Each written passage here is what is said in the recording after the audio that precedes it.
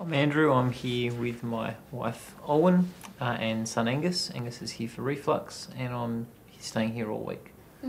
We're moving with work across to New Zealand, and so we thought probably should get Angus's reflux and his sleep patterns a bit organised if we're going to leave all our support network behind and go overseas with work. Yeah. And we found with Angus that he enjoys people around, so as soon as he goes out, so if we take him out to a friend's place, he'll behave really well, he'll look around, he'll be smiling and giggling, and then, it'll be hard, but he'll get to sleep, and then he'll just sleep because he's tired. Fine, that's great. And then you take him home, and he won't sleep, and he'll just go nuts for the rest of the day, and then his reflux will keep him up and all that sort of stuff. So, getting convinced ourselves that, or evidence that there was something that was not normal or something was wrong with Angus was the first step to then being able to seek help and learn to cope.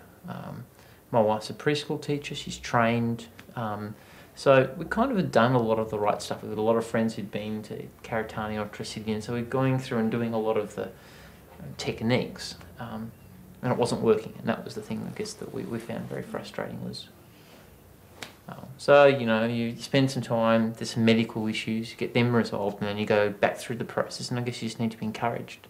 They were at an early childhood centre, and my wife's saying, I'm pretty sure he's got reflux, and she's going, yeah, right.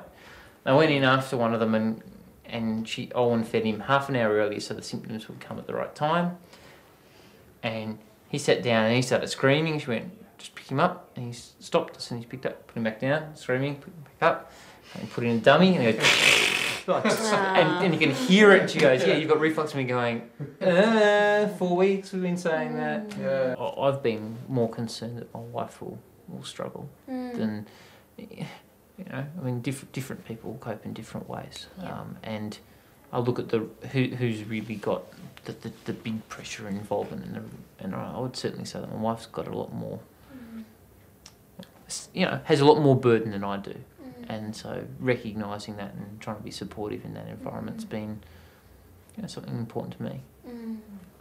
But don't expect that they're going to sleep through from the word go, that they're going to automatically eat, that they're never going to be stubborn, that they're, that's unrealistic. Yeah. And so it's the balance. And, if my wife's expectation was that I'd be home at 5 o'clock every day, well, that's fine, but I need to share that same expectation if that's going to work with work, and it doesn't. I'm not going to be home at 5 o'clock. There's no way I'm going to be able to do a 9 to 5. That's not what my job expectation is. So, okay, is the expectation that you're home either in the morning or the evening? Fine. So I'll pick one or the other, and if that means that I stay at work longer so that I can spend time in the morning or go to work earlier so I can get home, well, fine. But have some of those conversations beforehand. And even if you do a crap job, as long as it's understood that you're making an effort, and you slowly get better. I was hopeless, 10 weeks ago, and I'm still probably not very good, but you're making an effort, you can show that you're doing slightly more. So things like, rather than not getting up for any of the feeds during the night or any of the times, when you know that it's between when Angus should be resettling, roughly speaking, that is within sort of 3 hours of when he's fed, then I'll try at least once during the night to go and try and resettle him. And the fact that my wife's not working a 9 to 5 job doesn't mean that she's suddenly now got an extra 8 hours free during the middle of the day. So she's finding it difficult to accept that the house isn't going to be perfect because that's one of the things that she values, but likewise I need to realise that she values that and contribute towards that. So, and recognising some days you're going to come home, there's going to be no food and stuff isn't done, and that's fine.